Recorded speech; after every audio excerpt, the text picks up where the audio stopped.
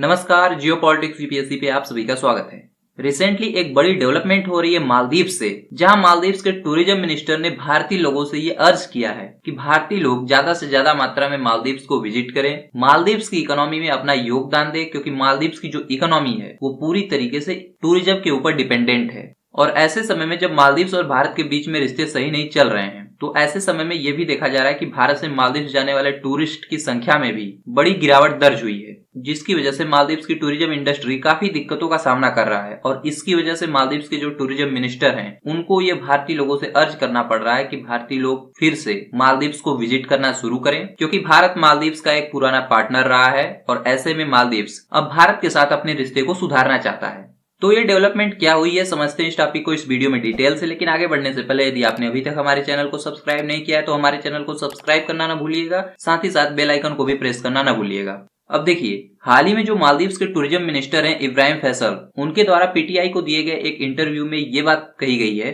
कि वो भारतीय लोगों से रिक्वेस्ट कर रहे हैं कि भारत के लोग मालदीव को विजिट करें, ज्यादा से ज्यादा संख्या में मालदीव को विजिट करें और मालदीव के टूरिज्म इंडस्ट्री का एक पार्ट बने, क्योंकि जो मालदीव का टूरिज्म इंडस्ट्री है वो मालदीव की इकोनॉमी में बहुत बड़ा रोल प्ले करता है और मालदीव की इकोनॉमी इसके ऊपर डिपेंडेंट है। और यदि ऐसा नहीं होता है तो मालदीव को इकोनॉमिकली बहुत सारी समस्याएं आने वाली हैं। अब वो ऐसा इसलिए है कि मालदीव की इकोनॉमी में टूरिज्म इंडस्ट्री का बहुत ही बड़ा योगदान है। मालदीव की जीडीपी में उसका टूरिज्म इंडस्ट्री 28% का योगदान देती है। इसके अलावा जो फॉरेनर्स मालदीव को विजिट करते हैं और उससे जो फॉरेन एक्सचेंज मालदीव को प्राप्त होता है, वह मालदीव को प्राप्त होने वाले टोटल फॉरेन एक्सचेंज का 60% है। यानी जो मालदीव का टूरिज्म इंडस्ट्री है, अकेले ही वह मालदीव के फॉरेन एक्सचेंज का 60% दे देता है। इसके अलावा मालदीव की टूरिज्म इंडस्ट्री से मालदीव का जीडीपी बढ़ता है, वहां पे लोगों को रोजगार मिलता है, लोगों की कमाई बढ़ती है। इसकी वजह से मालदीव का जो पर कैपिटा इनकम है वो भी बढ़ता है। साथ ही साथ इससे मालदीव की सरकार को रेवेन्यू के रूप में टैक्स भी जनरेट होता है।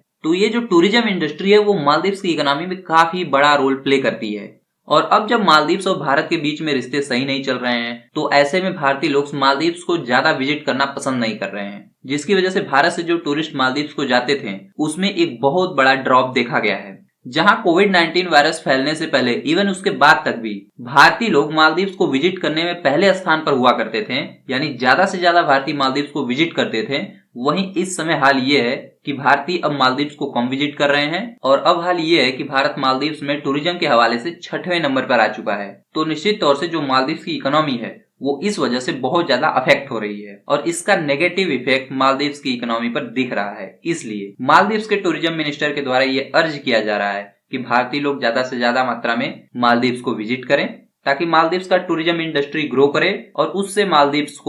की सरकार को अधिक मात्रा में रेवेन्यू जनरेट हो सके। लेकिन भारतीयों ने मालदीव को विजिट करना कम क्यों कर दिया है, इसके बारे में आप सभी जानते हैं। क्योंकि फिलहाल के समय मालदीव में जो सरकार है वो चीन की तरफ ज्यादा झुकाव रख रही है, जबकि चीन के साथ मालदीव के रिलेशन का कोई महत्व है नहीं। मालदीव को चीन से उल्टा नुकसान ही है। बावजूद इसके मालदीव में ऐसे लीडर चुन करके आ रहे हैं जो अपने ही देश को नुकसान पहुंचाने की कोशिश कर रहे हैं। क्योंकि अभी जो करंट में मालदीव के प्रेसिडेंट है मोहम्मद मुइजू, उन्होंने जब अपना चुनाव प्रचार शुरू किया था मालदीव में, तो वो इंडिया आउट कैंपेन के जरिए शुरू किया था। यानी वो मालदीव में एंटी इंडिया प्रोपेगेंडा चला रहे थे और उसकी वजह से वो चुन करके सरकार में आ जाते हैं। और वो चुन करके जैसे ही सरकार में आते हैं, जैसे ही वो मालदीव के प्रेसिडेंट बनते हैं, तैसे ही उनकी तरफ से एंटी इंडिया एक्टिविटी और ज्यादा बढ़ जाती है। न सिर्फ एंटी इंडिया एक्टिविटी बढ़ती है, बल्कि जो मालदीव के ट्रेडिशनल पार्टनर्स हैं उनके साथ भी मोहम्मद मुइजू अपनी दूरी बना लेते हैं। जैसे जो भी मालदीव का नया प्रेसिडेंट बनता था, सामान्यतः वो या तो भारत के दौरे पर आता था या तो सऊदी अरेबिया के दौरे पर जाता था। लेकिन जब मालदीव के नए प्रेसिडेंट बने मोहम्मद मुइजू, तो ये ना भारत के दौरे पर आए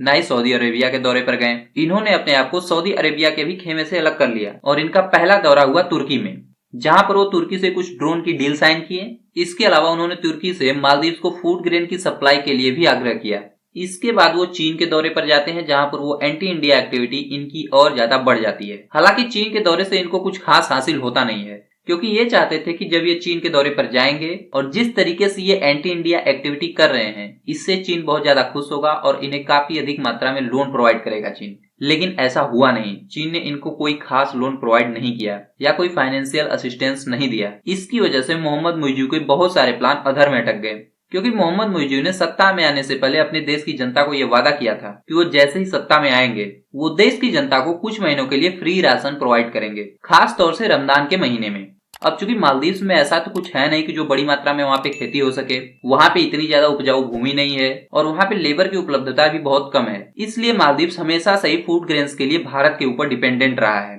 अब चूंकि चीन से भी इनको फाइनेंशियल मदद कुछ नहीं मिली और तुर्की बिना पैसे के इनको फूड ग्रेन्स प्रोवाइड नहीं कर सकता था और मालदीव्स भारत से एकदम दूरी बना के रखना चाहता था, भारत के ऊपर डिपेंडेंट नहीं रहना चाहता था और भारत से अपनी इकोनॉमी को डाइवर्सिफाई करना चाहता था। इसलिए हुआ क्या कि मालदीव्स में अचानक से फूड ग्रेन्स की बहुत ज्यादा शॉर्टेज हो गई, जिसकी वजह से आनन फानन में मालदीव्स की सरकार को भारत के आगे झुकना पड़ा और भारत से ये रिक्वेस्ट करना पड़ा कि भारत सरकार उनको कुछ इसेंशियल फूड ग्रेन्स जल्द से जल्द प्रोवाइड करवाए। हालांकि भारत सरकार इन सब चीजों के लिए मान भी गई और भारत के द्वारा इमीडिएट बेसिस पर मालदीव्स को फूड ग्रेन्स प्रोवाइड करवाया गया। लेकिन मालदीव्स के नए प्रेसिडेंट मोहम्मद मुइज़ जो भारत के खिलाफ आवाज उठाकर इस सत्ता में आए थे, तो भला वो प्रो इंडिया एक्टिविटी कैसे कर सकते थे।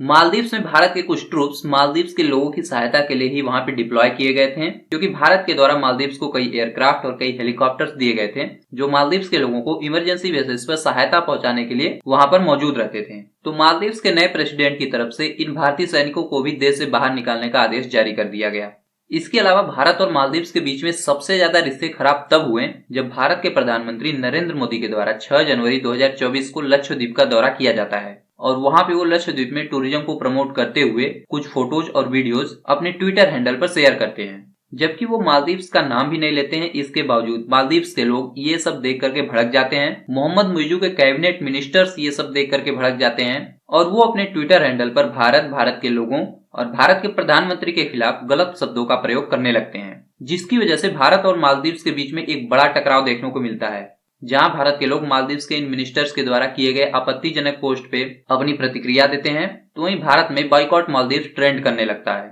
साथ ही साथ जो मालदीव्स के कुछ मिनिस्टर्स के द्वारा भारत के लोगों और भारत के प्रधानमंत्री के खिलाफ जो अपशब्द बोले गए थे, उसको लेकर के भारत के फॉरेन मिनिस्ट्री की तरफ से मालदीव्स के एम्बेसडर को जो कि भारत में तैनात है उनको तलब किया जाता है और उनके सामने शिकायत दर्ज करवाया जाता है, जिसके बाद मालदीव्स की सरकार उन सभी मिनिस्टर्स के खिलाफ एक्शन लेती है जो इस तरह की एक्टिविटी में शामिल हुए थे और उन्हें सस्पेंड कर दिया जाता है। उसके बाद से ही अब देखने को मिल रहा है कि भारत के लोग मालदीव्स में अब जाना पसंद नहीं कर रहे हैं, जहां कुछ महीनों पहले मालदीव्स को सबसे ज्यादा मात्रा में भारतीय लोग विजिट करते थे और वो मालदीव्स की इकोनॉमी में, मालदीव्स के टूरिज्म इंडस्ट्री में 60 से लेकर 65% तक अपना योगदान देते थे। तो वहीं भारत और मालदीव्स के बीच में जब से ये सब टेंशन शुरू हुआ है, तब से लेकर के अब तक के पीरियड में, यानी जनवरी से लेकर के अप्रैल तक के पीरियड में ये देखा जा रहा है कि मालदीव्स को विजिट करने वाले भारतीयों की संख्या में 42% का डिक्रीज देखा गया है और भारत जो मालदीव्स में सबसे ज्यादा टूरिस्ट को भेजा करता था, वो अब मालदीव्स में टूरिस्ट को भेजने के मामले में 6वें स्थान पर पहुंच चुका है।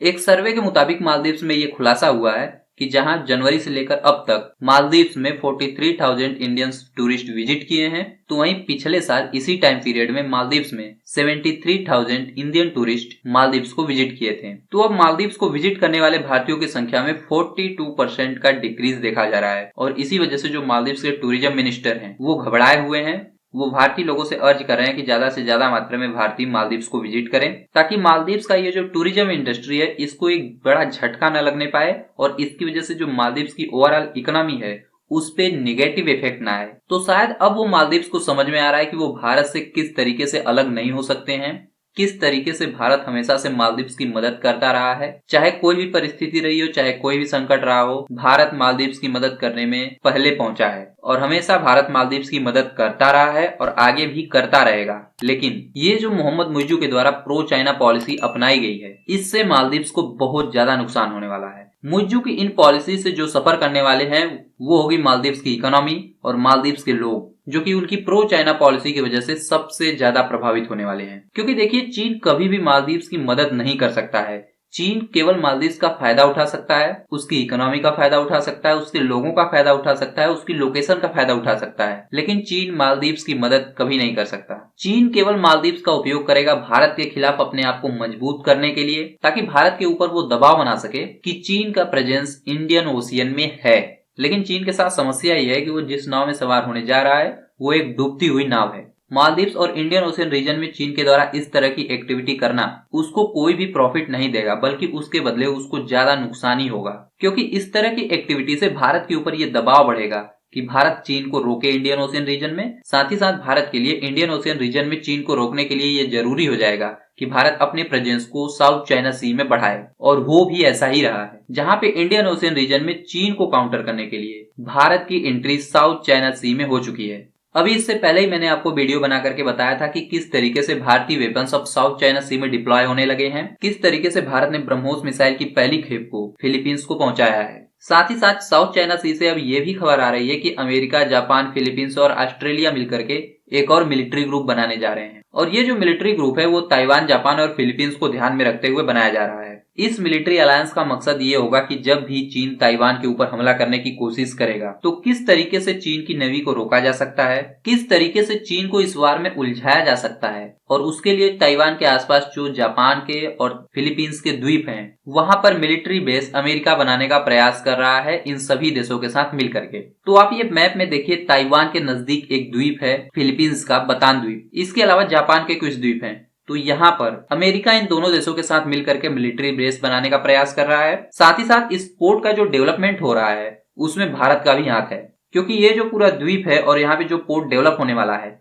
उसको डेवलप किया जा रहा है भारत के अडानी फर्म के द्वारा। इसके अलावा भारत ने हाल ही में 3 इंडियन नेवी शिप्स को साउथ चाइना सी में ऑपरेशनल डिप्लॉयमेंट के लिए सिंगापुर भेजा है। तो जितनी एक्टिविटी चीन के द्वारा इंडियन ओशियन रीजन में भारत को परेशान करने के लिए, भारत को घेरने के लिए की जाएंगी, तो अब ये भारत शांत रहने वाला नहीं है। उसका खामियाजा चीन को साउथ चाइना सी में भुगतना पड़ेगा, क्योंकि भारत हमेशा से यही चाहेगा कि चीन इंडियन ओशियन रीजन में अपने पैर को न पसार पाए, उसको साउथ चाइना सी में ही कंटेन करके रखा जाए। भले ही वेसल्स के मामले में दुनिया में सबसे बड़े नेवी चीन की हो, लेकिन उसकी पूरी ताकत केवल साउथ चाइना सी में ही लगनी चाहिए, उससे बाहर उसका इन्फ्लुएंस नहीं पहुंचना चाहिए। तो आपको आने वाले समय में मालदीव से भी कुछ ऐसा ही देखने को मिलेगा, क्योंकि हो सकता है कि अब शायद धीरे धीरे मोहम्मद मुइज़ू को ये समझ में आए कि वो प्रो चाइना पॉलिसी को अपना करके भारत के खिलाफ जाकर के कितनी बड़ी गलती कर रहे हैं। तो आने वाले समय में आपको दिख सकता है कि मालदीव से हाई लेवल विजिट्स भारत को हो सकती हैं। आने वाले समय में मालदीव्स के फॉरेन मिनिस्टर भारत को विजिट कर सकते हैं। इसके अलावा अभी भारत में चुनाव चल रहा है, तो जैसे ही भारत में चुनाव खत्म होते हैं और जैसे ही भारत में नई सरकार बनती है, तैसे ही आपको देखने को मिल सकता है कि मालदीव्स के प्रेसिडेंट भी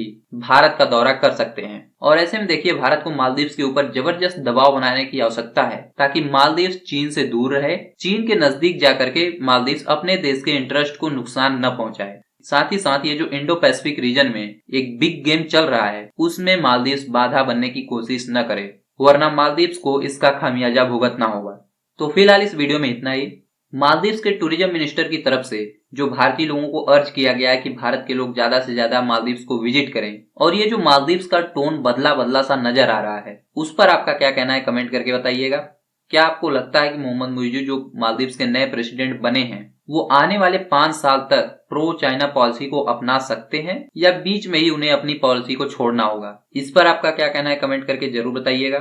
और जाने से पहले यदि आप हमारे चैनल पर नए आए हैं और अभी तक आपने हमारे चैनल को सब्सक्राइब नहीं किया है तो हमारे चैनल को सब्सक्राइब, इस वीडियो को लाइक और बेल आइकन को प्रेस करना न भूलिएगा। मिलते हैं एक नए वीडियो में, तब तक के लिए नमस्कार।